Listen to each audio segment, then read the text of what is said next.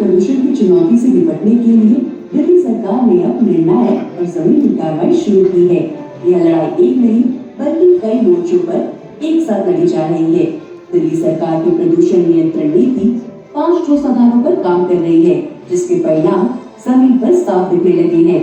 आज पूरी कैबिनेट हर विधायक सड़कों पे घूम घूम के पूरा का पूरा डेंस कारपेटिंग करवा रहे हैं कि वॉल टू वॉल सड़क को मिला रहा है कि धूल मिट्टी का अंश खत्म हो जाए।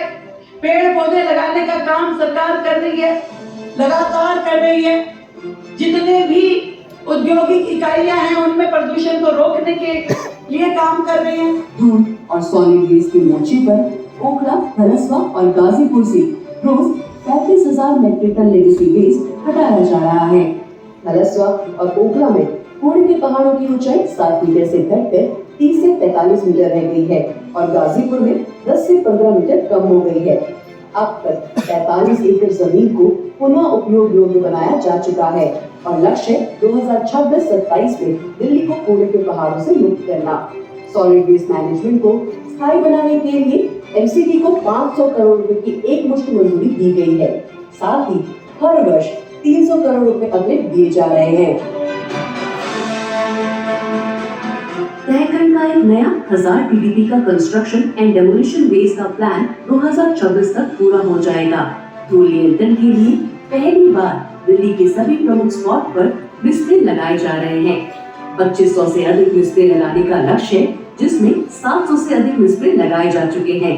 इसके साथ ही 450 anti smog gun, 284 water sprinkle और 74 मैकेनिकल रूट स्वीपर पूरे शहर में लगातार कार्यरत हैं।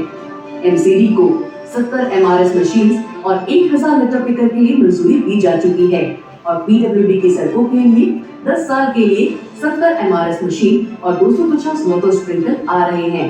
आरडब्ल्यूएस को 10,000 से अधिक हीटर वितरित किए जा रहे हैं। 800 वर्ग मीटर से बड़ी सभी कंस्ट्रक्शन साइट को अब डीपीसीसी के अंतर्गत रजिस्ट्रेशन कराना अनिवार्य होगा। दिल्ली की कुल 10,500 किलोमीटर की सड़कों के पुनर्विकास की योजना बनाई जा चुकी है, जिसमें 2,180 किलोमीटर सड़कों का कार्य शुरू हो चुका है। वाहन प्रदूषण पर नियंत्रण के लिए नो पीयूसी नो फ्यूल की नीति को पूरे वर्ष में लागू कर दिया गया है। पिछले 11 महीनों में ईवी की 1,273 नई बसें खरीदी गई हैं और 2026 तक ये बसें 7,713 हो जाएंगी। चार्जिंग इंफ्रास्ट्रक्चर में 9,000 चार्जिंग स्टेशनों को बढ़ाकर 16,000 इसी साल के अंत करने का लक्ष्य है और साथ ही 62 ट्रैफिक हॉटस्पॉट पर ट्रैफिक कम करने पर तेजी से काम चल रहा है। 44 मेट्रो स्टेशन पर 2,000 ई ऑटो डिप्लॉय किए जा चुके हैं और इनकी संख्या भी और बढ़ाई जा रही है। साथ ही साथ दिल्ली सरकार राइड हीलिंग एग्रीगेटर्स के माध्यम से जल्द ही शुरू करने वाली है राइड शेयरिंग और कारपूलिंग। डीजल जनरेटर से होने वाले प्रदूषण पर सख्त कार्रवाई करते हुए 2,000 से अधिक डीजी सेट का निरीक्षण किया गया। 8,000 से अधिक उद्योगों को डीपीसीसी के दायरे में लाया गया है और नियमों का उल्लंघन पर 1,312 उद्योगों पर प्रदूषण को लेकर कार्रवाई हो चुकी है। हरित दिल्ली की दिशा में ऐतिहासिक कदम उठाते हुए 1994 के बाद पहली बार 10,000 से अधिक एकड़ भूमि को रिजर्व फॉरेस्ट घोषित किया गया है। एक पेड़ मां के नाम अब तक का सबसे सक्सेसफुल प्लांटेशन अभियान बन चुका है। 20 नए जंगल बनाए जा रहे हैं, जिसमें 2 मेवाती फॉरेस्ट होंगे। इनोवेशन और रिफॉर्म्स में expert group, implementation committee, innovation challenge, cloud seeding, smog eating surface, carbon credit monetisation, green Delhi app, 2 Vayu रक्षक, रिक्त पदों की भर्ती जैसे काम शुरू किए जा चुके हैं। इनोवेशन जरूरी है ताकि प्रदूषण कम हो सके और प्रदूषण कम करने की प्रक्रिया में दिल्ली का विकास अबाधित रह सके। ये सभी कार्य केवल 11 महीनों में किए गए हैं, जो प्रभावी नीति, मजबूत इच्छा शक्ति और निरंतर कार्यवाही का परिणाम है।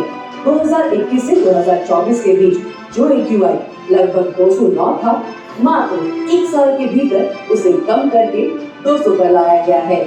जो काम आम आदमी पार्टी अगर 110 साल में भी ना कर पाती, ये वो 11 महीनों के काम है जो माननीय रेखा गुप्ता जी की सरकार करने में कामयाब हुई है।